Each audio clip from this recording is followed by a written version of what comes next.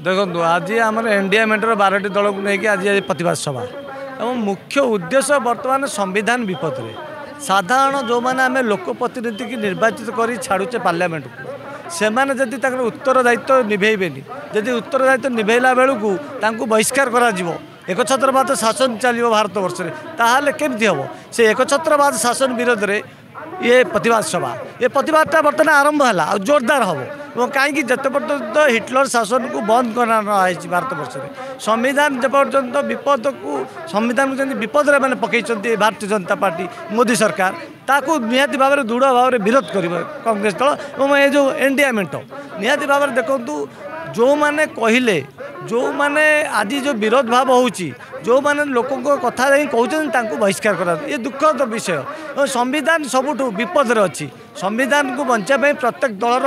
दायित्वबोध कांग्रेस दायित्वबोध और प्रत्येक आम इंडिया मेंटर दायित्वबोध संविधान बचो केमी संविधान भारत वर्ष एकछत्रवाद शासन मुक्त हे केमी मोदी जो जुमला सरकार मुक्त हे केमी जो देखो सब मिछ कहते प्रत्येक कथार 2 कोटी बेकार युवक कथा कहतु पेट्रोल लिटर 35 टका कथा ये जुमला कथा कहते ता लोक बुझिले तेणु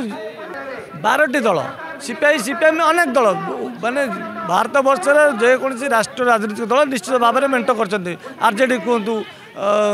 सीपीआईएम कथा कहते सीपीएम कथा कहतु जो जिते दल अच्छी 12टी दल मिश्रण है आज नुह तो तृतीय मीटिंग होगा आम इंडिया दल बर्तमान ये जो जुमला सरकार विरोध में लड़ तो निश्चित भाव में प्रभाव पड़ो जो समस्त मिसबे और भूल को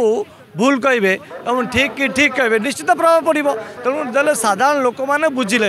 ये जो इंडिया मेंटर शक्ति एत जाए निश्चित भाव भूल जिनटा को काढ़ी फोपाड़ी देवे जुमला कथाटा को निहाती भाव में फोपाड़ी देवे तेणु बर्तमान ओडिशा बर्तमान जो सरकार